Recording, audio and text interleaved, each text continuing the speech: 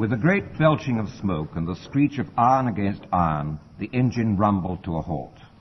Behind it, the cattle cars clattered and banged as they, too, stopped. 400 male prisoners of war had travelled in these trucks from one end of Poland to the other. The journey from Warsaw had been intolerable for these men, jam-packed like sardines in a tin, 90 to a truck, which normally accommodated 8 horses. The only light, and ventilation for that matter, came from a small barred window. They had been given nothing to eat or drink, either before or during the journey, and the only means of sanitation was a bucket placed in each car. Now it was early evening, and for the first time today, May the 28th, 1941, the car doors were rolled open and ramps put in position. "Get out! Get out, everyone! Everyone out! Move! Move!" Along the platform, Nazi SS men, guns at the ready, prodded the masses who weakly staggered down the wooden planks at Auschwitz station. Watering eyes slowly adjusted to the light, and pale, haggard and unshaven faces registered relief as they breathed in the fresh air. "Get into line, you scum! Obey! Obey! Every one of you into lines!" The pitiful rabble obeyed immediately. They were getting used to the sight of rifle muzzles and grinning guards, yet it unnerved them just the same. One young man, no more than 18, bent down and helped another to his feet. "For God's sake, Joseph, get up. You don't want another beating." Staggering to his feet, the other fellow replied, "No, I don't think I could stand another beating. But I can't walk either. That journey's done me in. I feel so bad. I ache all over." "Oh, come on, you'll feel a jolly sight worse if you don't walk." He pushed his brother forward. "What are they going to do with us now, Ezra?" "I've heard that Auschwitz is a labor camp. We'll have to build roads and things, or go into their big ammunition factories. That is, those of us who are fit enough." "Oh, hell, I'll never be fit enough. So what'll become of me?" A quiet voice behind them said, "You'll be all right." The two young Jews turned. The man who had spoken was middle-aged, slightly built, and rather stooped. Dressed in an odd assortment of clothing, his appearance was far from impressive, though his brown eyes, behind thin wire-framed spectacles, were calm and serene, in contrast to the haunted, vacant stares of so many around him. He smiled at the pair and said, "My name's Kolbe, Father Maximilian Kolbe. I'm a Franciscan friar. Your names?" "I'm Ezra, and this is my younger brother Joseph." They looked searchingly at him. Though still teenagers, both lads had the hardened, set faces that came from nearly 2 years of Nazi domination. Any further talk was stopped by a guard who pointed his gun menacingly towards the three. "Silence, do you hear? Not another word. You will not talk to each other." Nearly all the prisoners of war who had now spilled out of the cattle cars were Poles. Soldiers for the most, but there were also Jews, common criminals, and Catholic priests. Now above the nervous murmur as the men shuffled into lines came the sound of Nazi jackboots as the wearers tramped up and down the ramps. Having assured themselves that the freight cars were empty, they slammed the doors back into place. Then came the orders. "Attention! Attention! Right turn, start moving! At the double! At the double!" Picking up their battered suitcases or bags which held their worldly belongings, and goaded along by the gun butts of SS men, the sad array of prisoners moved off. Dust spat up from the ground at the impact of each heel as the men endeavored to run, their legs forced high up in the exaggerated style of the Nazis. Whips cracked, and trained Alsatian dogs snapped at their heels as the mile to Auschwitz was covered. The prison camp came into sight. It was vast. Watchtowers loomed over dreary rows of wooden barrack huts, and the high barbed wire fences seemed to be ready and waiting to engulf the new intake. They were still at running pace as they passed through the camp entrance. It was eerie and menacing. Machine guns looked down on them, and the skull and crossbones on the fences carried a fearful reminder of an electrification which spelled instant death.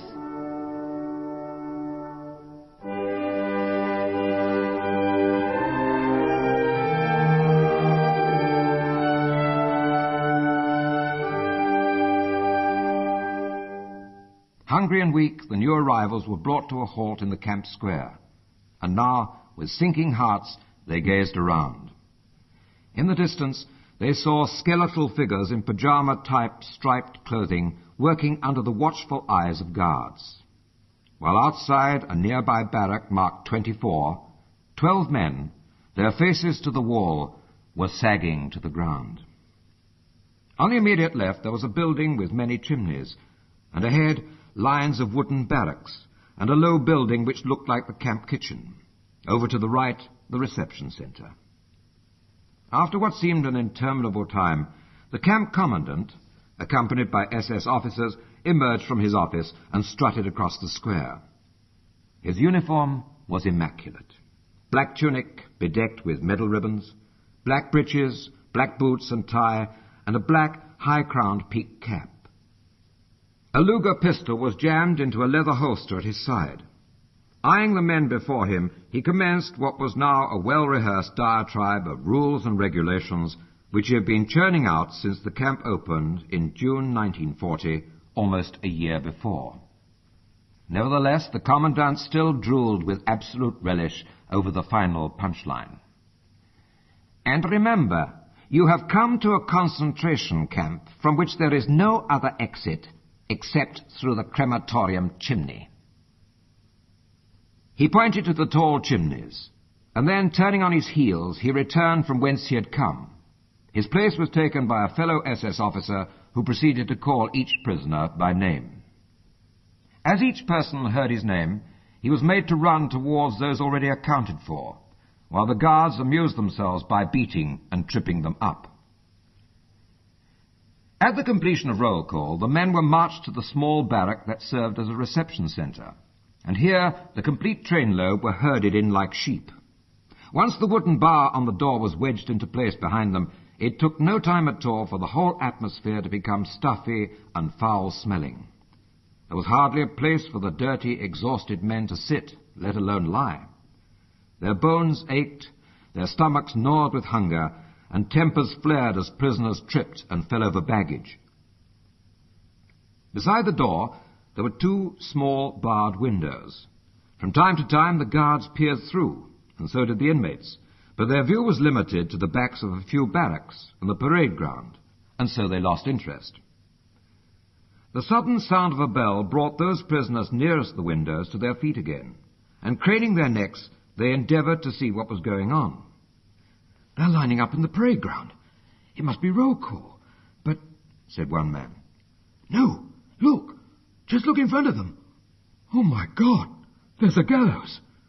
There's going to be an execution." At these words there were frightened murmurs from those inside the hut. Then they were quiet. The silence was terrifying. "It must be those poor men we saw, those with their faces to the wall," Joseph whispered to his brother as the muttering started again. Those by the windows, however, remained silent. 12 men in bare feet, with their wrists tied behind their back, were being led to portable gallows. In front of the gallows stood the camp commandant, senior SS men, and sentries armed with automatic rifles. Once the condemned were standing on stools with a noose around their necks, the commandant read the death sentence. Hardly had he done so when the stools were kicked away from the unfortunate victims. Turning to the lines of prisoners who had been made to witness this gruesome spectacle, the commandant roared, "Let this be a lesson to all those who might be considering leaving the camp. For each person who escapes, 20 in his block will die. Not like this, though. What you have seen was merciful and quick. It won't be so the next time. It'll be the starvation bunkers." Beside Maximilian Kolbe, a young soldier, no more than 16 years of age, covered his face with his hands and began sobbing loudly. All right, lad." Putting his arms around the slender youth, Kolbe cradled him until the noise subsided. Then, gently lifting the boy's chin, the friar said, "Come now, why don't we pray a little?" The soldier looked into a pair of tranquil eyes, but did not reply. Taking his rosary beads from his pocket, the older man began the prayers. And then he smiled, when, after a while, the boy's trembling voice joined his own. Before long, other voices quietly mingled with theirs.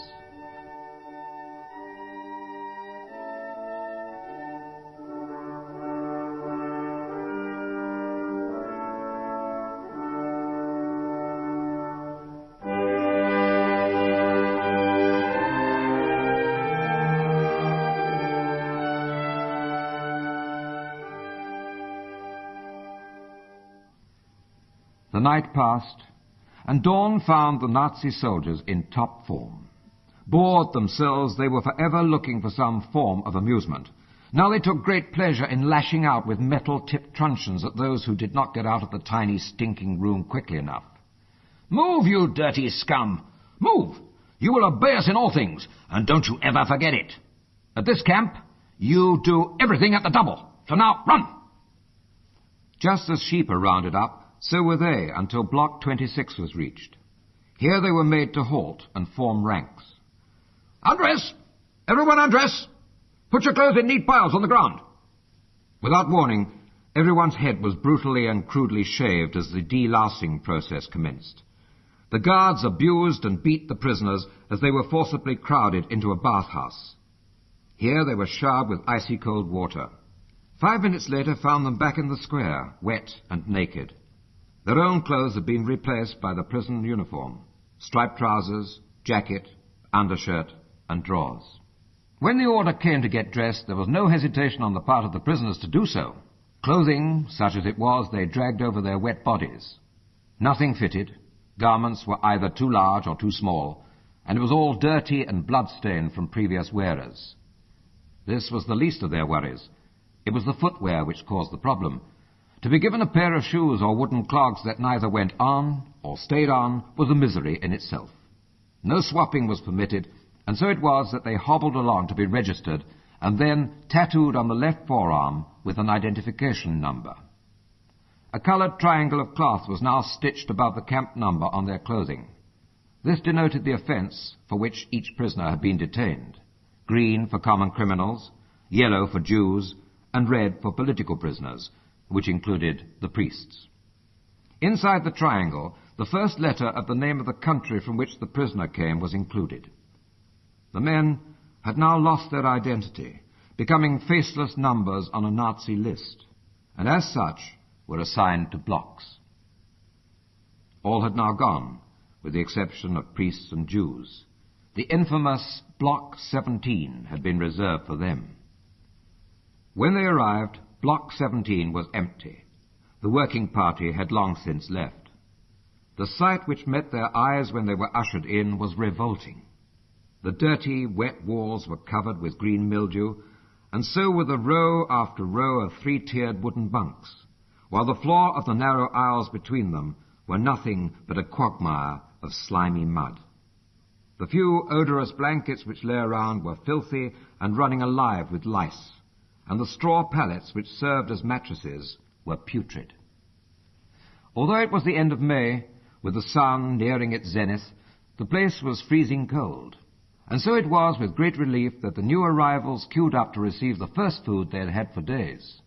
This was soup, which they swallowed under the watchful eyes of the kapos, professional criminals hand-picked by the Nazis to assist them at prison camps. The so-called soup, made from spoiled and left-over food, contained many foreign bodies, but even so, it was hot with some potato and odd bits of fat.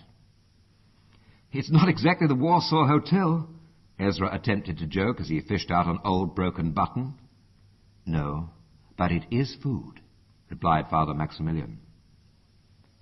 The afternoon passed uneventfully. No one disturbed them as they waited in their quarters for the next move, and thankfully, despite the filth and lice, they rested. Just before 7 p.m. the alarm bell went off. Going to the windows, they looked over towards where the land was being levelled out. Coming from this area were streams of emaciated men in a state of exhaustion after the day's work. Some, barely able to put one foot in front of the other, were being supported by other equally exhausted prisoners. The strong were pushing wheelbarrows, piled high with either dead or unconscious bodies. All made for their own barrack, and those able to do so formed into lines of 10. Once the block senior had counted every person, including the dead, he disappeared into the commandant's office, leaving the men standing to attention. And there they remained. They stood, and they stood. Those who collapsed were carried forward and placed next to the dead. 2 hours later, the prisoners were at last dismissed. The door banged open, and in swept a flood of humanity. They fought, they swore, they threatened as they struggled to get to a bunk. Others who had lost the will to live shuffled in last, and oblivious to all, lay down on the muddy floor. All these men! Horror showed on Joseph's face. How can we all survive in here? Kolbe and the others, grouped together by the window, said nothing. Dirty, sweating, unwashed bodies, congealed blood on torn and blistered feet and hands. The smell was nauseating. Even had any of them the energy to freshen up, there was only dirty, cold water that had been used many times before. But most had lost all self-respect to bother anyway. "Yes," said a voice from the bunk. "All us men. There's only meant to be 300 in each barrack, but there's nearly twice that number in here, plus you lot. The transports are getting more frequent. I reckon the next load will have to sleep out in the open." "Ha! You're joking," said his companion. "At the rate we're dying off, there'll be room enough for hundreds more. 30 in our working party died today. If it isn't the hard work and the beatings, then it's malaria. 3 to 6 months. That's the average lease of life here." "But it's a prisoner of war camp," Joseph said hopefully. "Surely—" "Enforced labor, you mean? You think you'll get out alive? Forget it. We'll all die from this block. If the beasts don't beat us to death, our hearts will burst with exhaustion. Though I suppose you can take the easy way out and run into the wires and frizzle to death." No more was said for a few minutes, and then the silence was broken by the first of the two speakers. "Welcome to Block 17. It's known as Death Row. I'm Mordecai, and this is Rudy." "Our name is Cohen," said Ezra, pointing to himself and Joseph. "And this here is Father Kolbe." "Ah, a priest, you say? A Catholic priest," said Rudy. "Ah, well, you're just as superfluous as we Jews. Us they kill off like flies. You?" He shrugged his shoulders. "Well, all clerics are humiliated and tortured, so bloody Crot will have a field day with you." Ignoring that remark, the friar asked, "Does roll call always take that long?" "Long? Do you call that long? That was nothing. Sometimes we're out there until the early hours of the morning. A few days ago it was 1 o'clock in the morning before they dismissed us." "But why?" asked Maximilian Kolbe. "Because they hate us. They do it on purpose. Depends what mood Fritz is in." "Who's Fritz?" "The camp commandant. He's not human. If the Jerrys have had a bad day at the front, or the resistance movement shoots someone important, then they take it out on us." The conversation was interrupted at this point by the entry of 2 inmates staggering under the weight of a 50-quart urn of liquid. Behind them came 2 other kitchen helpers with the evening supper. Bringing up the rear and brandishing clubs came the kapos who attended to the division of the rations. As one, the men surged forward in a fight to be among the first, quite oblivious of the blows rained down on them. "Get into line! Quiet! Quiet, or you'll get nothing at all!" shouted the kapos as they hit out at anyone and everyone. Tonight's meal consisted of their daily bread allowance. It was black with a large proportion of sawdust and weighed 6½ ounces. To go with this, they each had 1 teaspoon of margarine. Nobody quite knew what it was that came from the urn, brownish-coloured liquid which was flatteringly called coffee. The men were so starved that so long as something passed their lips, they did not care. Maximilian Kolbe, the last in line, was served, and the kitchen party left. "But what about these men?" Father Kolbe indicated the ones who still lay or sat on the floor staring vacantly. "Oh, those," said Rudy. "They're Muslims. That's camp jargon for those in a prolonged state of starvation. There's nothing you can do for them. They'll not eat anything anyway. They're only a stone's throw away from death, and they don't know where they are or what they're doing. Look, mate, you just look after yourself. It's the survival of the fittest in this hellhole." Maximilian went over to the nearest group and dropped down beside them. He flinched. Their bones were barely covered with skin. "Come," he said to one. "Drink. Drink." He put the cup of liquid to the poor soul's lips and tried to force a little down him, then a morsel of bread, and so to the next one. "It's no good, Padre. You're wasting your time. They won't last long," said Mordecai. "And," said Rudy, "you won't be so generous tomorrow after the day's slave labour. You'll be fighting like the rest of us for every scrap. With the meal over, there was nothing to do.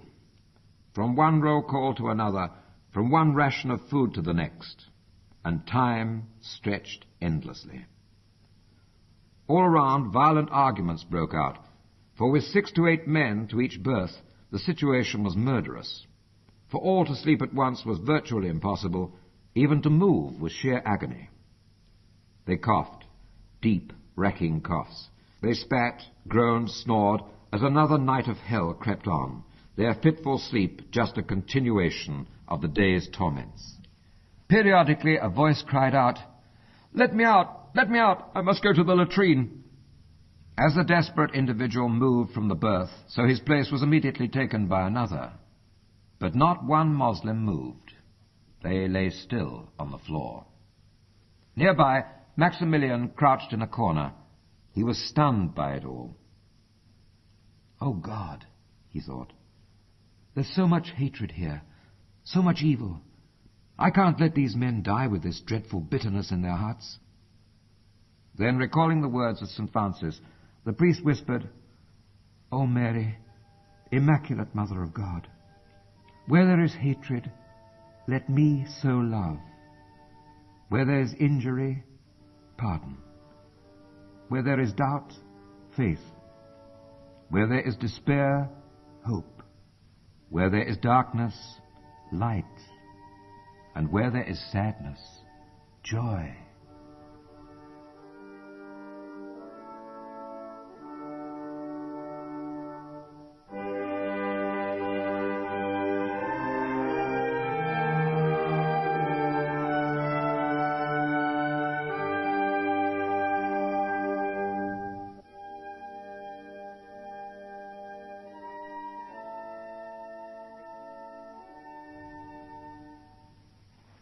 It was with some sense of relief that the prisoners heard the loud clanging camp bell summoning them to morning roll call.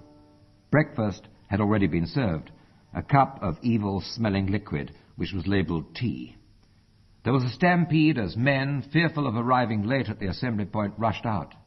Fear of another flogging, or being sent to a penal company, or even labouring in off hours with no rations. For the Muslims, or sick, there was a hospital bed waiting, and a lethal injection in the heart. At Auschwitz, everyone had to either work or die. For the majority, this roll call meant the start of another 12 hours' toil, broken only by half an hour for lunch, a tin mug of soup. For the newcomers, it was their first day of camp life. The block senior, accompanied by a section head, moved through the lines. They stopped in front of prisoner 16670.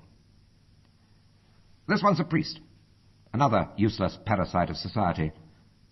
Krot, show him what work really means." "Leave it to me, Herr Blockführer." After dismissal, Father Maximilian was assigned to the work detail extending and constructing new buildings.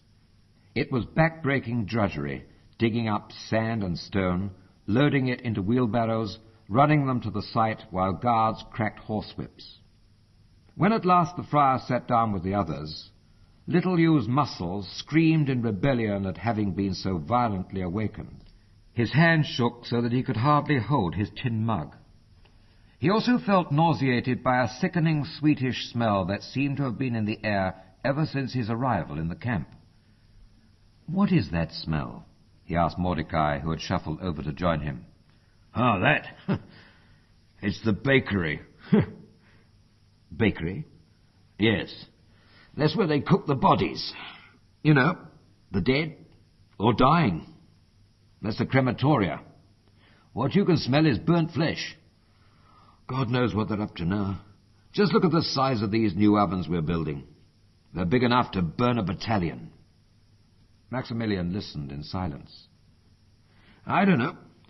My imagination doesn't stretch that far, but what I do know is that we die like flies, and there's always smoke coming from the crematorium chimneys. But what's all this building for?" The answer he received was unexpected. A whip cracked and a furrow appeared across his face. "Get back to work, you Jewish swine. It's not the bloody Sabbath. With that, everyone was hustled to their feet. Dusk was a long time coming. Pleading eyes urged the sun to earth. Bodies longed just to drop to the ground, yet knowing that if they did, the outcome would be a horsewhip or death. Now the newcomers understood. They had already been standing for over an hour, though some, as their masters dictated, were kneeling with arms stretched up above their heads. It was a slow, crucifying hell, and none of them knew how much longer they would be made to stay there. Just to sit on the ground, to go to the latrine, even that most necessary of bodily functions was forbidden them. Twice daily was the limit. This evening, the inmates of Auschwitz were in luck. The commandant was throwing a party, and all the senior SS were going. In contrast to the top table laden with every luxury, those in Block 17 were served with their bread ration, and tonight, instead of the teaspoon of margarine, they had the luxury of a razor-thin slice of sausage. Maximilian crouched on the floor, pondering. How long can these poor things go on? None of them can last more than a couple of months at the most, on this diet. The daily intake was scarcely enough to sustain a body at rest, let alone under slave labor. The symptoms of malnutrition were all around him: apathy, slow movement, failed memory, and the inability to concentrate when talking. He looked around at the mass of depraved humanity. Oh, no wonder they're bitter. What hope have they? Certainly not in this life. But though all forms of religious practices were forbidden in the camp, Maximilian Kolbe, as the days went by, secretly gathered together the other priests in the barrack. They had been in the camp longer than he, and like everyone else, they were in the depths of despair. Come now, my friends. There is something we can do.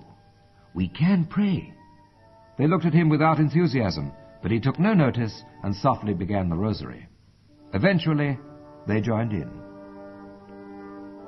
Oh, Mother, said Kolbe to himself, please help me to help these men. The prayers came to an end. Do you know, Kolbe smiled at the uninspired men around him, when suffering is far away, we are all ready and willing to say we'll suffer anything, do anything for our Lord and His Mother. Oh, it's easy enough to say this when we're in our comfortable and easy life. But now, with suffering, great suffering on our doorstep, it's not so easy, is it? But even so, we must take advantage of this time. Come, let us make a pact with our dearest Mother Mary to accept all of this and anything and everything God sends us. To suffer and to die, if need be, to help others survive. We must help save souls. Help these souls not to die with bitterness in their hearts. You know, we mustn't succumb to the contamination of hatred. Don't let us become like animals, fighting and clawing at each other for one miserly crust of bread. His little audience listened in silence. At last, one of them said wearily, You're right. We shouldn't give in to tyranny. If we are to die, we ought at least to die like men. The days came and went, and the short, stooped priest became an enigma to the men of Block 17.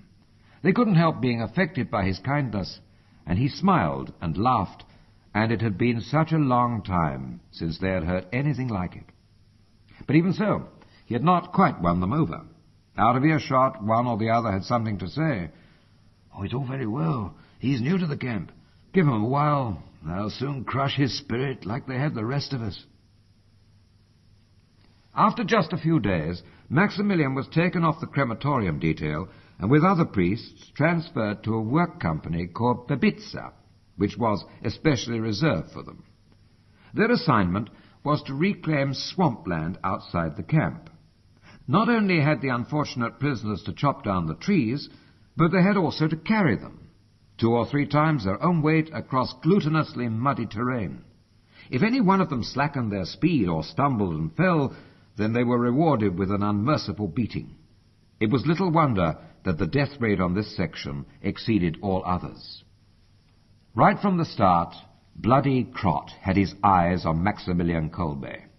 Of all the priests who slaved at his command, there was something different about this one. I can live with glaring eyes that give me hate for hate, but this one, he told a companion, all he does is smile and look at me with love. It's, well, I don't know what to say, but I'll break him. And so Crott stepped up his ill treatment of the prisoner. Flogging with an iron-wired, leather-thonged whip was ordered. Father Kolbe was beaten so badly that his fellow priests moved forward to help him. No, please go away. You might get caught helping me, and then you'll get the same treatment. Mary, the Immaculate Mother, is helping me. I'll be all right. I'll hold on. And somehow he got himself back to the barrack. Smiling lovingly at those who tried to make his smashed and bleeding body comfortable, he said, They may kill our bodies, but they can't kill our souls. If we're going to die, then we shall die in peace, perfectly resigned to God's will and loving him above all else. The ill treatment continued solidly for 2 weeks. Crott had made no progress in his resolve to destroy the man, and frustration boiled up inside him. On this particular day, when he saw the Franciscan still on his feet and hobbling along, he couldn't contain himself. So, the imbecile is still with us, eh? Then, pointing to the largest tree trunks, he said to a capo, Put those on his back. And as Maximilian staggered and swayed under the weight, Crott ordered, Now, run! Run at the double! The priest took a few steps and then stumbled and fell. Like a crazed animal, Crott rushed at him and kicked him over and over again, in the stomach, in the face. The work detail looked on in horror. So you don't want to work, you sluggard. I'll show you. I'll teach you what work is. Somehow Father Maximilian kept going until the meal break. But there was to be no meal for him. Here, you. Lie down over there. He pointed towards a pile of wood. Now, you guard. Give the lazy swine 50 lashes. The prostrate figure writhed in agony as the stripes bit into his flesh. When it was over, Maximilian Kolbe was still, and Crott, believing him to be dead, kicked the broken body into a rut, covered it with brushwood, and walked away.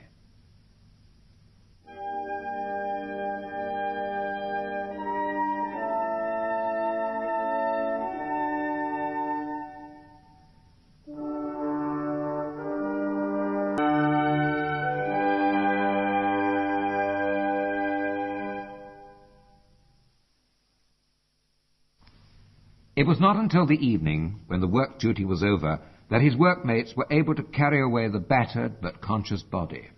In the morning, they sneaked him into the hospital block. This was a deplorable mockery of a place, and totally undeserving of the name. In fact, it was no different from the quarters he had left. Dirty, overcrowded, with 3 or 4 men crammed into each bed.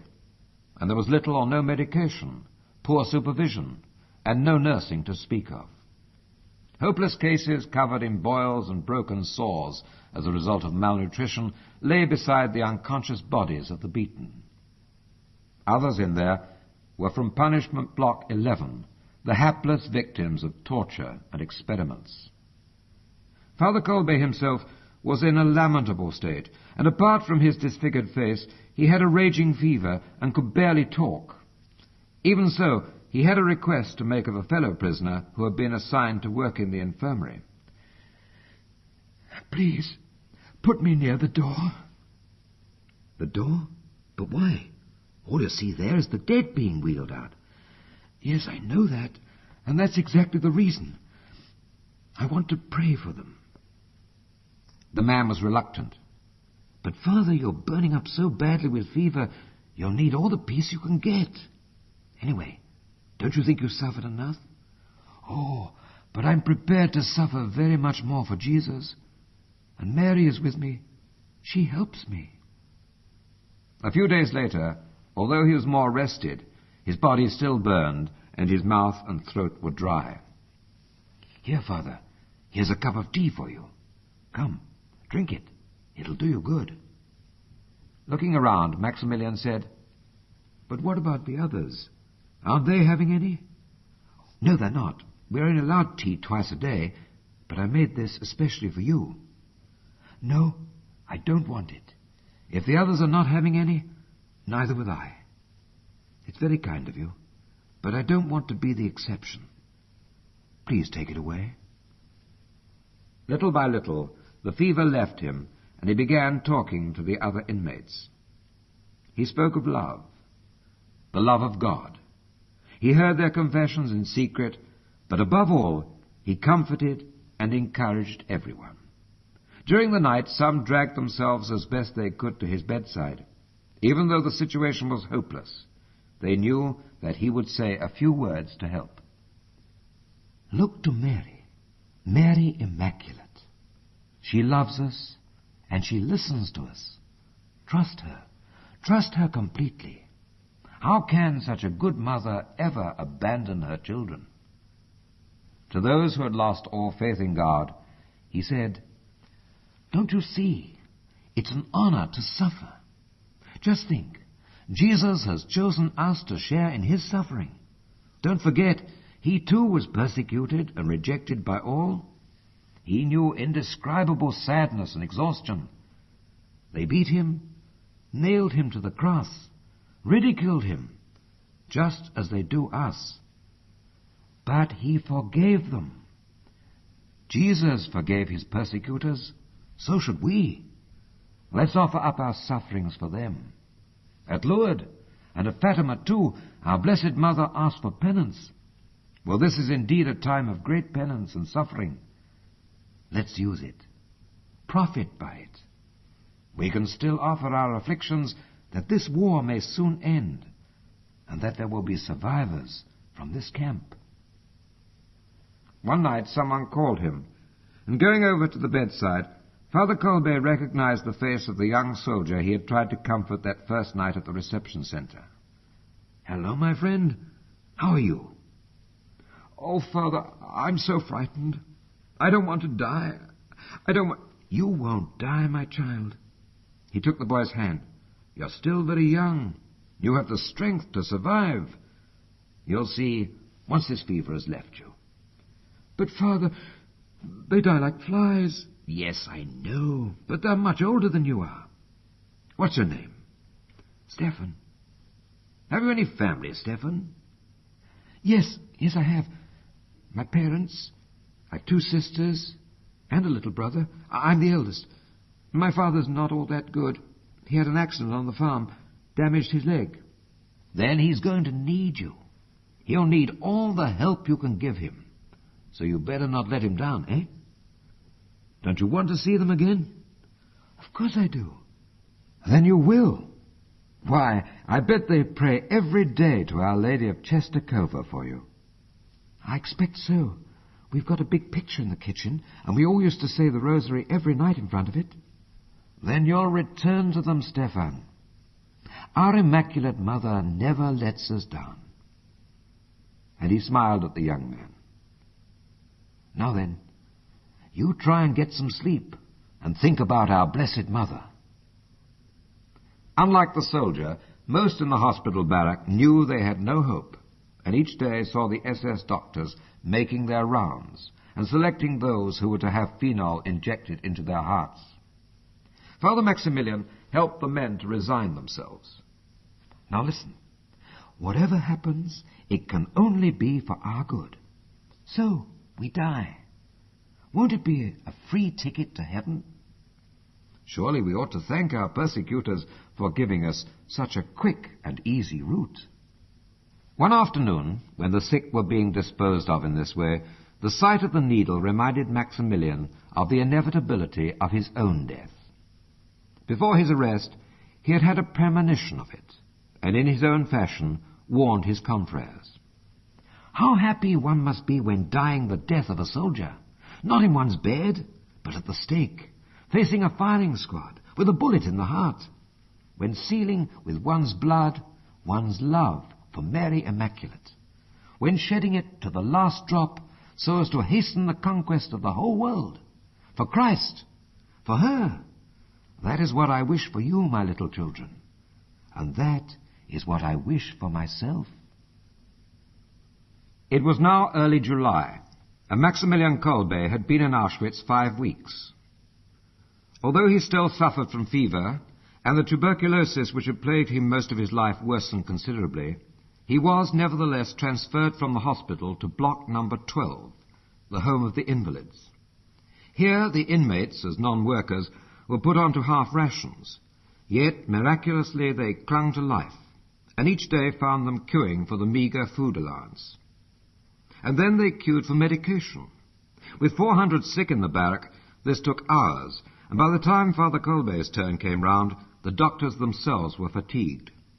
Seeing the now familiar figure, however, meant that the morning's surgery had come to an end. Lost again, eh? One of these days we'll run out of serum when your turn comes.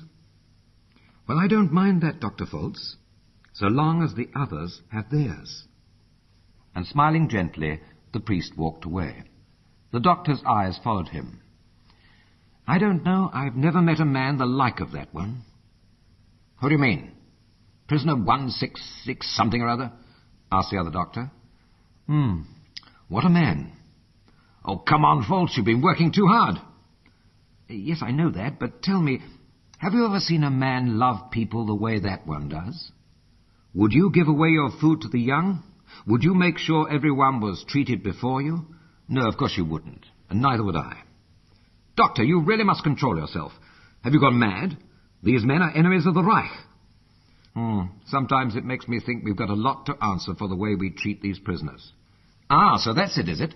Over the last 2 weeks you've become so familiar with this man that you've let him turn your head. Just you be careful, Foltz. You know as well as I do what the Fuhrer thinks of Jews. Well, that man's not a Jew, he's a Polish priest. Well, that's as bad. Anyway, most of our enemies are Jews, and they're the scum of the earth. And just in case you need reminding, Foltz, it's the Fuhrer's intention to set the Aryan against the Jew until the Jew is destroyed. We in the SS have the special honor of helping the Fuhrer rid the earth of them. Oh, for God's sake! Why, they have insinuated themselves into our life, spread their tentacles to stop Germany realizing her destiny. We've got to annihilate millions of them if necessary, and other enemies of the Reich, like that swine priest you're talking about. He's a danger, all right. In contrast to this vituperation, Father Kolbe was talking gently in a corner of the barrack to a coterie that had gathered round him since the day he first entered the block. As it happened, it was the priest's last discussion with this particular group.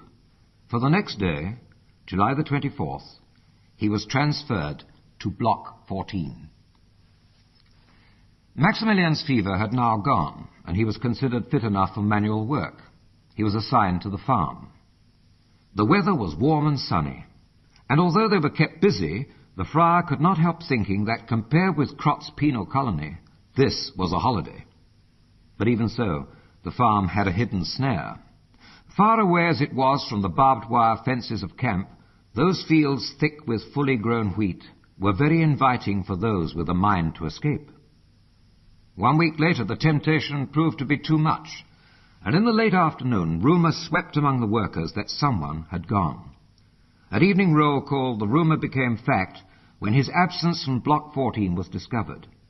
While guards and tracker dogs continued the search, the prisoners from this block were kept standing on the parade ground. The camp commandant addressed them. So, you still think about escaping, do you? If you thought about work more, you'd be better off. I gave you a good warning of what would happen if anyone escaped. And turning on his heel, he delivered his final words. If the braggart is not caught by this time tomorrow, 20 of you will go to the starvation bunker. That night, the men in Block 14 slept little.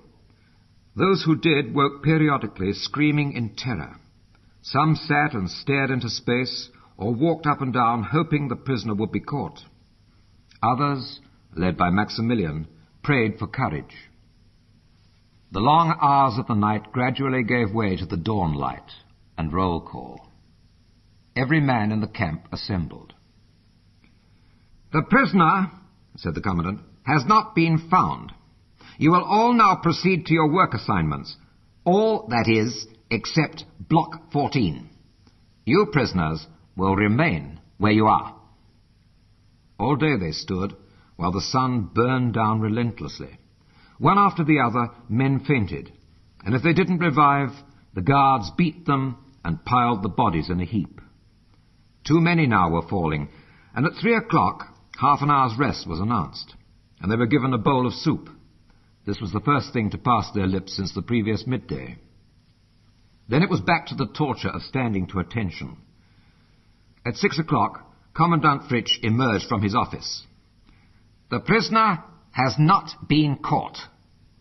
Still, to show you that the German Reich is merciful, 10 men will die. And so began a gruesome lottery. There were 10 lines of men, 60 to a row. Slowly, on the hard-baked earth, he weaved in and out. 10 times his feet ground to a halt. That one? He pointed to a man. Immediately, the man's number was written down on a list. Then the guards grabbed him and hauled him out in front of the ranks. When the finger pointed at a man named Gajovnich, tears streamed down his hollow cheeks. "Oh, my wife! My poor children!" The words were stifled as he too was roughly dragged forward and pushed with the other 9. The lottery had lasted only minutes, but to the silent, gaunt figures of Block 14, it seemed like a lifetime. Fritsch gave the next order. "Remove your boots." The 10 did so. "Left turn." Now it was over, but not quite, for as they prepared to march off, a prisoner broke the ranks. Ignoring the pointing guns, he walked slowly and painfully towards the German officer. Fritsch went for his gun. "Stop, you Polish pig!" Prisoner 16670 halted. Then he spoke. "Please, Herr Commandant, I would like to take the place of one of these men." "What? Are you crazy?" Pointing towards Gajovnitz, Maximilian Kolbe said, "That one." "But why?" "Because, Herr Commandant, I'm old and sick and barely able to work. This man is strong, and he has a wife and family." Fritsch stared into the eyes of this wisp of a man with stunned amazement. There was a long pause while the Commandant gazed at Maximilian. Then his eyes dropped, and he breathed hoarsely, "Who are you?" "I am a Catholic priest." The silence seemed interminable. Finally, with his eyes still lowered to the ground, Fritsch said, "All right, accepted. Go with them."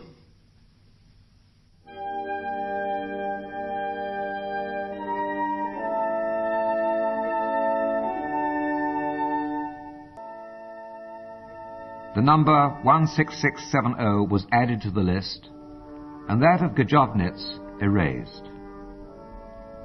"Now," said Fritsch, "march." Going past the barrack, the 10 men knew that this was the last time they would see the light of day. The clear blue sky, the sun with its canopy of red, or breathe in the cool evening air and feel the earth beneath their bare feet. Prisoners from the other blocks looked abjectly on. Some whispered a prayer and blessed themselves, some wept. The condemned men filed past, 9 of them with ashen faces and lifeless eyes. Maximilian Kolbe alone was suffused with happiness.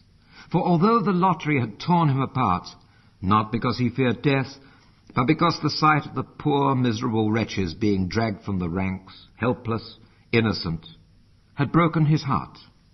He bled for them, wanted to be with them in their suffering, to share with them and to help them to die. Now nothing could take away the friar's indescribable peace. The moment of destiny had struck. Maximilian Kolbe was oblivious of the hard, dusty earth and the stones which cut into his feet. In his mind, he had gone back in time to when he was a small boy. Then His name was Raymond. Raymond. Raymond. Raymond. Raymond, please. Can't you see I'm cooking? Why don't you get on and finish your homework? Mrs. Maria Kolbe looked at her son. His big brown eyes were full of mischief. Mr. Kotovsky has given up so much of his valuable time for you, and here you are just acting the goat and getting under my feet. But, Mamma, I finished my homework. Oh, you can't have. Not all of it, I know. He has, moaned Francis, the Kolbe's elder son. It's just not fair. I've got to struggle all the time, and yet he finds everything so easy, even these difficult sums. He picked up a piece of paper full of figures. Oh, go and help your brother. That's one way of thanking God for making you clever. Maria Kolbe gave Raymond a push. Oh, he needn't bother. Papa will help me. He'll be home from work soon. My goodness, is it that late? She looked at the kitchen clock. Heavens, I'm all behind. Get your hands out. The woman hit out at Raymond, who had sneaked behind her and thrust his fingers into the mixing bowl. Out, out, go on, go and help Joseph.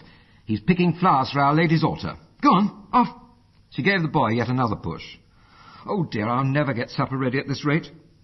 Raymond did as he was told, but it seemed to the frustrated woman that in no time at all he was back again, a large bunch of flowers in his hands, and Joseph, his younger brother, in tow. Oh, there's a good boy, Raymond. Now go and arrange them tidily on Our Lady's altar. Joseph, go and lay the table. The woman eyed her son as he disappeared into the next room. When you finish the flowers, she shouted after him, why don't you kneel down and ask Our Lady to make you a good boy? Raymond looked down his nose at that last remark, but he did not need too much persuading to pray at the small shrine tucked away between two cupboards in the adjoining room. As young as he was, the picture of Our Lady of Czestochowa filled him with great national pride. He thought of how his fellow countrymen some 300 years before had prayed before a picture like this, asking the Mother of God's aid to save their town from the all-conquering Swedish army. Against all odds, a miraculous victory had been attained. Not only had the town of Czestochowa been saved, but the invader had been put to flight and Poland liberated. With these thoughts in mind, he stood up, cupped his hands to form a bugle, making the best imitation of that instrument he could. I'd love to be a bugle boy and go forward and lead the Polish soldiers in battle. With that, he led his own charge back into the kitchen, much to the consternation of his occupants. Oh, be quiet, Raymond. The woman put her floured hands to her head. Meanwhile, Joseph picked up the biscuit tin and used it as a drum. Stop that noise, you'll drive me crazy. Raymond had not heard his mother because of the noise he himself was making. He continued shouting and stomping around the table. Careful, careful, you'll knock the plates over. Oh, go out in the garden and play. The warning had come too late. With a great crash, the pile of dishes plunged to the floor and shattered. There was a deathly silence. Raymond knew he was for the high jump. I told you to be careful. Maria Kolbe threw up her hands despairingly. Look what you've done, you stupid, disobedient boy. She grabbed him by the hair, and while the other two boys went down on their knees to try and clear up the mess, she stretched Raymond over a chair. With 3 boys to discipline, a cane was always to hand, and often in use. Raymond took his punishment with hardly a murmur. Afterwards, the youngster was very subdued, not so much from the beating as from remorse. He knew his parents were poor and had to work long hours to make ends meet. The smashed crockery would not help matters one little bit. With his head still lowered, Raymond had not noticed the arrival of his father. The man had witnessed the whole scene, quite happy to leave the disciplining to his more than capable wife. She continued her correction, but verbally. Your brothers don't give me half the trouble you do. They'll make something of their lives, but you... She lifted her eyes heavenwards. And then, in a tone of rare seriousness, which Raymond at once detected, she said, I really don't know what is to become of you. The boy left the room, his head hung lower than ever. His mother's last words had made an impact on him, and tears came to his eyes as he made for the little shrine he had so recently left. The Blessed Virgin's expression in the picture, like his own, was sorrowful. Oh, Immaculate Mary. Then, echoing the words of his mother, What is to become of me? From that day, Raymond changed completely. Now he spent more and more time before the shrine. Mrs. Kolbe was amazed at the difference in her son, and so she began watching him very closely. It was then that she noticed that he was more often than not red-eyed after a prayer session. Unable to contain her curiosity any longer, she said to him, "Raymond, what's the matter? Why the tears? Only girls cry. Come along, tell me." The boy looked at his mother, but said nothing. "Raymond, I'm talking to you. What's the matter?" Raymond fidgeted, but still didn't answer. "Raymond, you promised me that you'd be obedient, didn't you? Now look, whatever the trouble is, I'll tell no one." "All right, Mama. You remember that day you said you didn't know what would become of me? Well, that made me think really hard. So I went to pray to Our Lady. Then I kept going back to her and asked her to help me. Then one day in church, it happened." "What happened?" The boy's eyes lit up, and then he smiled. "Our Lady appeared to me holding 2 crowns. One was white and the other red. Oh, she was so beautiful. She said to me, 'Which one do you choose?' The white one meant that I would always be pure, and the red one that I would die like a martyr." Mrs. Kolbe looked at him dumbfounded. "Well, I told Our Lady, I choose them both." Then she smiled kindly at me and disappeared. As the condemned approached Block 11, Maximilian knew that the moment of destiny had caught up with him. By taking the vows of poverty, chastity, and obedience, he had already accepted the white crown. Now the time had come to accept the red.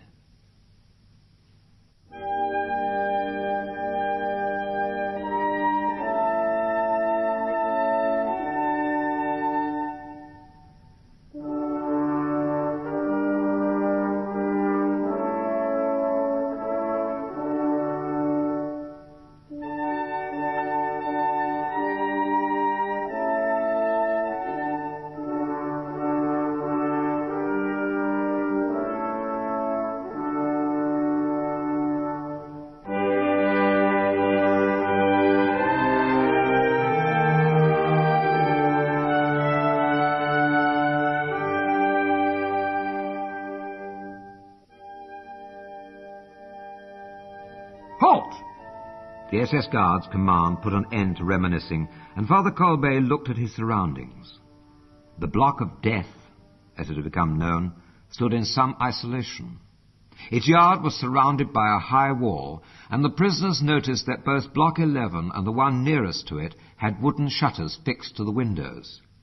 They concluded with apprehension that this was to stop the inmates from observing what was going on in the yard. Now they were hustled on past the wall of death, where so many innocent victims had been shot, and helped on their way by one of the SS personnel who were permanently on duty, ushered into the cell block, and down a stairway to the cellars. On and on they shuffled across the damp, uneven floor of the corridor. They stopped only while the iron-barred prison doors which they came to were unlocked. The loud clanging as they slammed to behind them echoed round the corridor in awesome finality. Now there was no ventilation, and the air was pestilential and heavy with the smell of death. On either side of the corridor, cells sealed tight with heavy doors were in evidence, and as the SS men's boots echoed through the corridor, so did the howling and cries of the condemned as they clawed at the cell doors begging for water. At the end of the passageway there was one empty cell, its door hanging open on 2 large iron hinges. Here the men were brought to a standstill. "Now," said the SS man, "take off your clothes. Hurry up." The skull and crossbones of his black peaked cap and the lapel of his tunic seemed to leer at the naked bodies, and so did he. "Ha, my pale beauties! Without food and water, you'll soon shrivel up like tulips." He pushed them into the dark, windowless cell and laughed cruelly as the door slammed into place.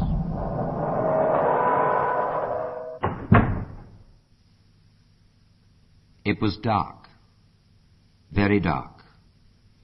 They could see nothing as they huddled together in the confined space. The concrete walls were thick and the door fitted to perfection, making the chamber a veritable air-sealed can. It did not take long for the atmosphere to become stifling and oppressive, and arms flailed about as each man tried to find a space away from the other. Sickness, weakness, dizziness, hallucinations, and then, mercifully, death would, as these men well knew, eventually be their lot in this place of permanent night. Later on that same evening, the SS returned to the cell at the end of the passage for a routine check. But they had a surprise in store for them. Instead of the usual wails and pleas for water, which gave them a good excuse to kick the bodies of the condemned, they heard a different sound.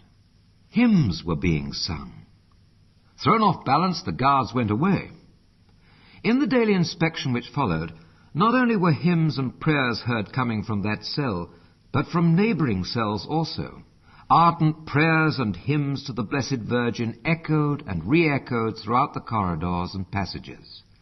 And leading them all was Maximilian Kolbe, his voice strong and clear.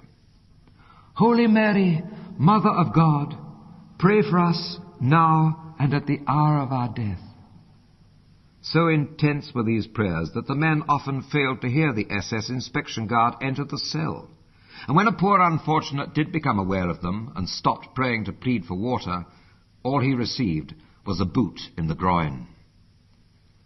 The guards hated this particular detail, the foul air and the stench of decaying flesh. But now they had something more to hate. I'm sick of it, said one guard to his companion. All this singing and praying, it gives you the creeps. I tell you, I feel really unnerved. The whole place is like a chapel, not a prison. But no amount of shouting and raving could stop Father Kolbe from leading the prisoners in perpetual prayer. But where the SS failed, time did not. With each passing day, the voices weakened to a murmur. And then there was silence. One after the other, the men in the cell at the end of the passage lost consciousness, and then died. At the end of 2 weeks, just 4 were still alive, and of those, Maximilian alone was conscious. He was calm, either kneeling or standing, but always praying. By now the Germans had grown impatient. This man was lasting too long. They needed the dark torture chamber for other victims. The SS doctor came, carrying a syringe. Father Maximilian, no longer able to stand or kneel, was seated with his back against the wall, his head slightly to one side. There was no fear, just a wonderful calm as he greeted his executioner with a smile. Stretching out his left arm, he breathed, Ave Maria. Father Maximilian had given all, everything he had and was, to Our Lady, even his last breath. Now he died as he wished. He had said to the friars, how happy one must feel when dying the death of a soldier, not in one's bed, but at the stake, facing a firing squad with a bullet in the heart, when sealing with blood one's love for Mary Immaculate, when shedding it to the last drop to hasten the conquest of the world, for Christ, through her. That is what I wish for myself. Later, a guard came to drag out the bodies and clean the cell. At the door he stopped short. Normally the twisted bodies were frightening. They were dirty, grotesque, with eyes like gargoyles. Not so Maximilian Kolbe. His body was clean and sound. his face radiant and beautiful. But those eyes, those deep brown eyes, they were open, wide open, lost in final ecstasy.